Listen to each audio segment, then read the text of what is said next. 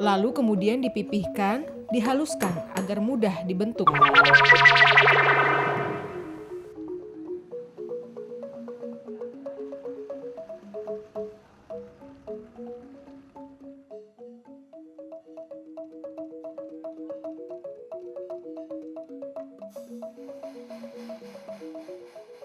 Sekar Bela, begitulah nama desa ini.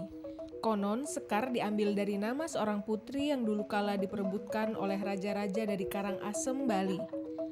Rakyat yang tak rela putri kesayangan mereka diambil raja yang lalim, memberontak membela sang putri. Tapi tak hanya nama yang jadi keunikan desa Sekar Bela. Yogyakarta punya kota gede sebagai pusat pengrajin perak. Nah, kalau Lombok punya desa Sekar Bela sebagai pusat pengrajin emas dan mutiara. Jika Anda ingin memesan perhiasan sesuai dengan keinginan Anda, tinggal sebut saja modelnya, maka pengrajin Sekar Bela akan segera mewujudkannya untuk Anda.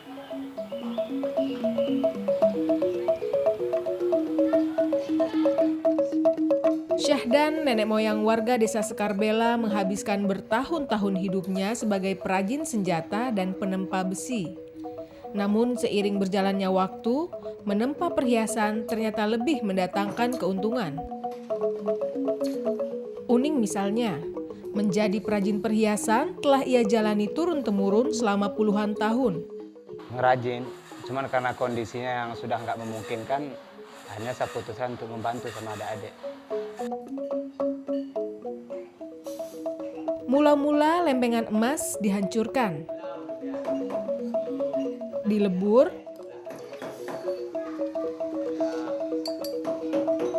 lalu kemudian dipipihkan, dihaluskan agar mudah dibentuk. Pengerjaan satu buah perhiasan seperti cincin memang cukup makan waktu, tergantung kerumitan desain yang diminta pelanggan. Kayak misalnya kayak tusuk konde kan, yang banyak variasinya itu, yang makan kawat variasi di situ aja. Terus sementara bahan tuh kadang kita kan istilahnya pas-pasan. Akhirnya untuk membikinnya lagi harus ngancur emas yang udah jadi. Nah di situ bakal kita bikin makan waktu yang banyak.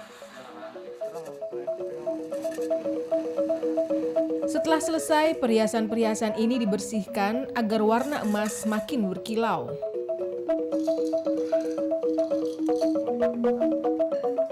Perhiasan-perhiasan yang telah ditempa kemudian dibawa ke toko langganan untuk diikat dengan mutiara.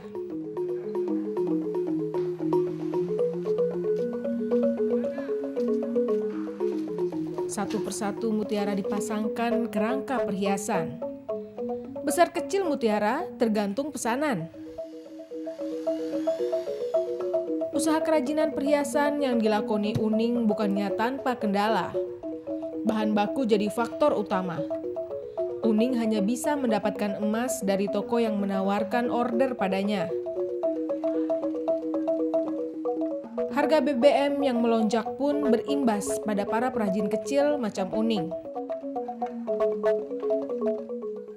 Misalnya kayak bensin, sementara kita kan termasuk bahan pokoknya kalau bensin itu kan naik. Ya, terus sekarang bahan emas juga naik lagi. Jadi agak seret.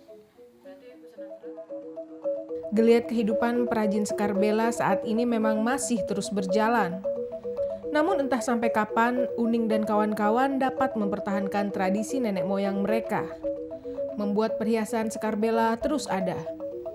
Bertahan di tengah masalah ekonomi yang terus mendera.